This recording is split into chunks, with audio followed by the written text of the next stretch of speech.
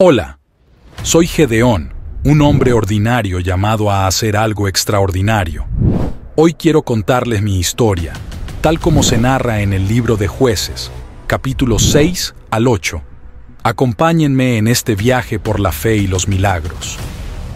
Mi vida era tranquila en Israel, trabajando en los campos, lejos de imaginar lo que me esperaba. En aquellos días, Israel no era como los reinos con un solo rey que gobernaba todo. Éramos una confederación de tribus, cada una con sus líderes, pero todos compartíamos una fe y una historia común. Después de entrar en la tierra prometida, vivíamos en un ciclo constante, nos alejábamos de Dios, sufríamos las consecuencias, nos arrepentíamos y Dios nos enviaba un libertador. Esta vez no fue diferente. Habíamos caído de nuevo en la desobediencia y, como resultado, Dios permitió que los madianitas nos oprimieran. Los madianitas eran un pueblo nómada y agresivo.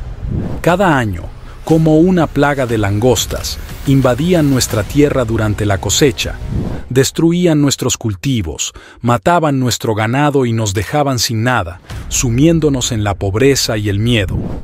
Esta situación duró 7 largos años. Yo vivía en Ofra, perteneciente a la tribu de Manasés.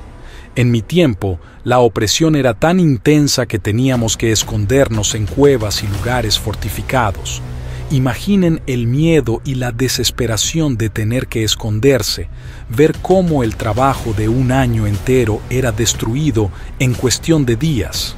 Un día, apareció un ángel del Señor y cambió mi destino. Gedeón, valiente guerrero, me llamó y me dijo que yo sería quien liberaría a Israel de los madianitas. Me sorprendí. ¿Cómo podría yo, el menor de mi familia, asumir tal tarea? Pero el ángel insistió: el Señor está contigo, valiente guerrero. Aún con dudas, le pedí a Dios una señal para estar seguro. Coloqué un vellón de lana en el suelo y pedí que, si realmente era su voluntad, solo el vellón se mojara con el rocío y el suelo permaneciera seco. Y así sucedió, pero para estar completamente seguro, al día siguiente pedí lo contrario, que el vellón se mantuviera seco y el suelo se mojara. Dios cumplió mi petición. Ahora no tenía dudas, era su voluntad. Confiado, convoqué a un gran ejército. Pero Dios tenía otros planes. Demasiados hombres, dijo. Primero, envié a casa a los que temían, quedando solo 10,000 hombres. Luego, en un río, Dios me indicó cómo seleccionar a los soldados. Solo mantuve a los 300 hombres que bebieron agua de una manera particular. Con solo 300 hombres, enfrentaríamos a miles. Dios me dio un plan único.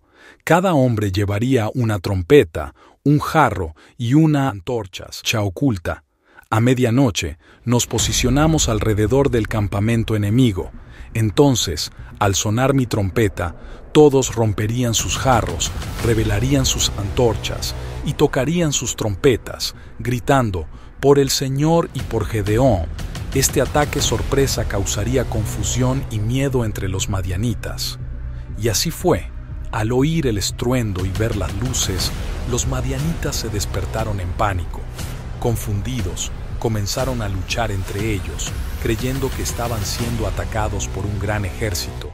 En medio del caos, muchos huyeron, marcando el comienzo de nuestra victoria. No nos detuvimos ahí. Mi pequeño ejército y yo perseguimos a los madianitas, asegurándonos de que la amenaza fuera eliminada por completo. Con la ayuda de otras tribus de Israel, capturamos a los líderes madianitas y aseguramos la paz para Israel. Fue una victoria milagrosa, un claro ejemplo del poder de Dios trabajando a través de lo improbable. Tras la asombrosa victoria que Dios nos concedió sobre los madianitas, regresé a casa, pero mi historia no terminó ahí. Lo que siguió fue tan importante como la batalla misma. Cuando volvimos, los israelitas estaban eufóricos. Habíamos vencido a nuestros opresores contra todo pronóstico. La gente, agradecida y admirada, vino a mí con una propuesta que nunca esperé. Querían que yo fuera su rey. reina sobre nosotros. Así me decían, tú y luego tu hijo, y el hijo de tu hijo. La idea de una dinastía real, comenzando conmigo. Pero algo en mi corazón me detuvo. Recordé todas las veces que Dios nos había mostrado su poder y cómo nos había guiado. No seré yo quien reine sobre vosotros, ni mi hijo, les dije. El Señor reinará sobre vosotros. Sabía que no era mi lugar tomar el trono cuando Dios era nuestro verdadero líder. Aunque rechacé ser rey, tomé una decisión que no anticipé sus consecuencias. Y es que con parte del botín que habíamos tomado de los madianitas, hice un efod, una especie de chaleco sacerdotal, y lo puse en Ofra, mi ciudad. Mi intención era buena, quería crear un símbolo de nuestra victoria y fe. Pero con el tiempo, ese efod se convirtió en algo que nunca quise, un ídolo. La gente empezó a adorarlo, desviándose del verdadero Dios que nos había salvado. Esto me enseñó una lección dolorosa. Incluso cuando nuestras intenciones son buenas, nuestras acciones pueden tener consecuencias no deseadas. Sin querer, había llevado a mi pueblo a olvidar la lección más importante de nuestra victoria, que era Dios quien nos había salvado, no un objeto o un hombre. El resto de mi vida fue tranquilo.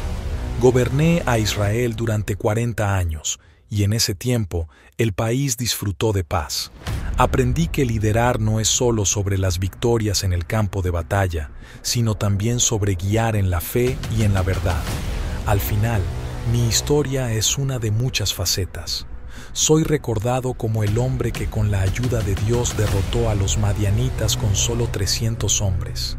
Pero también soy recordado por mi decisión de rechazar el poder terrenal. Esta parte de mi vida me enseñó que las decisiones que tomamos pueden tener efectos duraderos, a veces de maneras que no esperamos. Y aunque es importante celebrar nuestras victorias y logros, también debemos ser conscientes de nuestras acciones y de cómo éstas pueden influir en los demás. Después de mi muerte, Israel continuó su ciclo de olvidar y recordar a Dios. Mi historia es un recordatorio de que, aunque los líderes pueden guiar, cada persona debe tomar la decisión de seguir a Dios. Espero que mi vida sirva como ejemplo de fe y humildad, de recordar siempre que por encima de nosotros hay un poder mayor y que nuestra confianza debe estar siempre puesta en ese poder, no en los hombres ni en los símbolos creados por ellos. Así que aquí termina mi relato. Una historia que si fuera a describir sería como una de valentía, fe, victoria, errores y recordando que la fuerza y la victoria verdaderas vienen de seguir la voluntad de Dios, no del número de hombres o del poder. Espero que mi relato inspire y fortalezca su fe. Gracias por escuchar mi historia, que sea un faro de luz en sus caminos, recordándoles siempre buscar la guía y la sabiduría de Dios en cada paso que den.